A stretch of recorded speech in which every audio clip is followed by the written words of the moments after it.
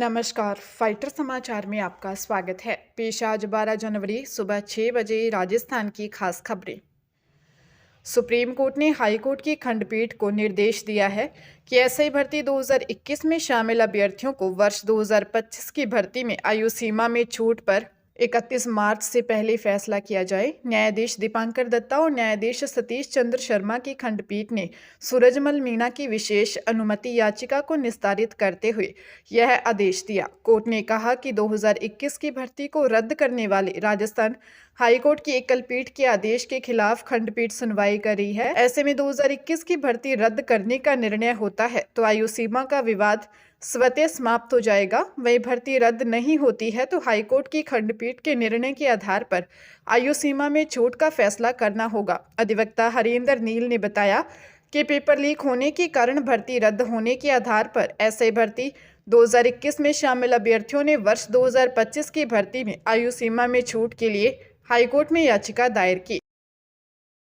उदयपुर में साइबर ठगी का एक गंभीर मामला सामने आया है, जहां ठगों ने खुद को सीबीआई अधिकारी और मजिस्ट्रेट बताकर एक बुजुर्ग दंपति को डिजिटल अरेस्ट कर करीब 68 लाख रुपए की ठगी कर ली।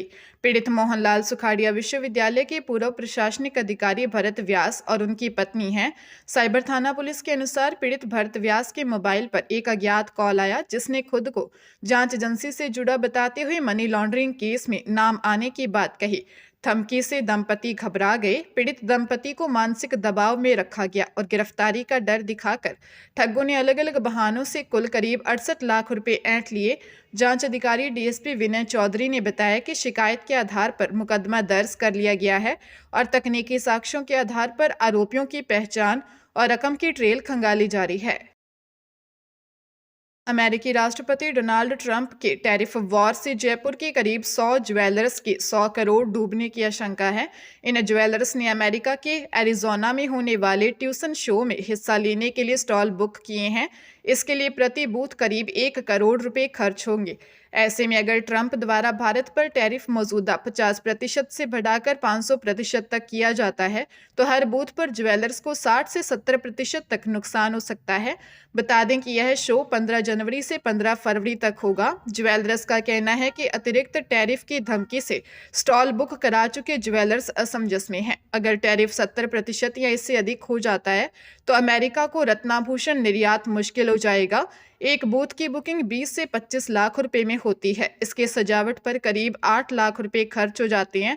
अन्य खर्च मिलाकर इसकी लागत 1 करोड़ रुपए तक पहुंच जाती है।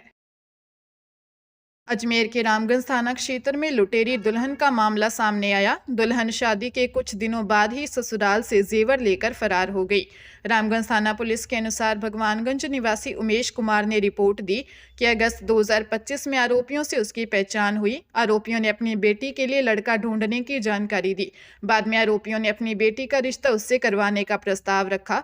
इसके लिए 1 लाख रुपए मांगे। पीड़ित ने बताया कि अगस्त 2025 में उसका सपना से विवाह हुआ था, जिसमें पीड़ित ने करीब 60,000 रुपये आरोपियों को दिए। विवाह के बाद उसकी मां ने सोने चांदी के जेवरात दुल्हन को दिए। शादी के कुछ दिन बाद ही आरोपी दुल्हन अपने पीहर हाथरस जाने के लिए जिद करती रही। एक दिन दुल्हन समस्त जेवरात लेकर घर से गायब हो गई। जब आरोपियों से जेवरात और पैसे दिए गए वापस मांगे तो उन्हें झूठे मुकदमे में फंसाने की धमकी दी। पुलिस मामले की जांच में जुटी है। केंद्र की मोदी सरकार देश का आम बजट 2026 पेश करने जा रही है। इसकी तारीख सामने आ गई है। केंद्रीय संसदीय कार्य मंत्री किरेन रिजिजू ने इस बात की जानकारी दी। उन्होंने बताया कि बजट सत्र 2026 की शुरुआत बुधवार 28 जनवरी से होगी, जो 2 अप्रैल तक चलेगा। उन्होंने सोशल मीडिया पर पोस्ट करके बताया।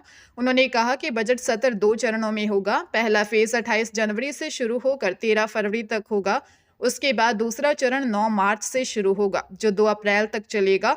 किरेन रिजिजू ने पोस्ट शेयर करते हुए लिखा कि भारत सरकार की सिफारिश पर राष्ट्रपति द्रौपदी मुर्मू ने संसद के दोनों सदनों को 2026 के बजट सत्र को बुलाने की मंजूरी दे दी है।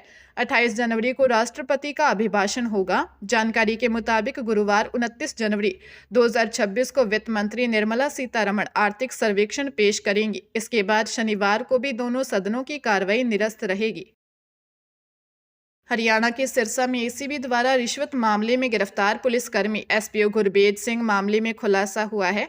एसपीओ गुरबेज पीड़ित से पहले ही 37,000 रुपये ले चुका था और शेष 30,000 और दबाव देकर देने के लिए बुलाया था। पुलिसकर्मी अकेले ही कार लेकर आया था और पीड़ित से पैसे लेकर कार में रखे। इसी वक्त एसीबी पहुंच गई और खेल बिगड़ गया। पुलिसकर्मी ने पीड़ित को नशा तस्करी केस में फंसाने की धमकी देकर बचाने को खर्चा पानी को 1 लाख रुपए की रिश्वत मांगी थी। पीड़ित ने बीमार पत्नी का हवाला दिया तो 1 लाख देने पर एसपीओ राजी हुआ। पीड़ित कुछ पैसे किश्तों में दे चुका था पर उस पर और पैसे देने के लिए दबाव बनाया जा रहा था, जिससे वह तंग आ गया।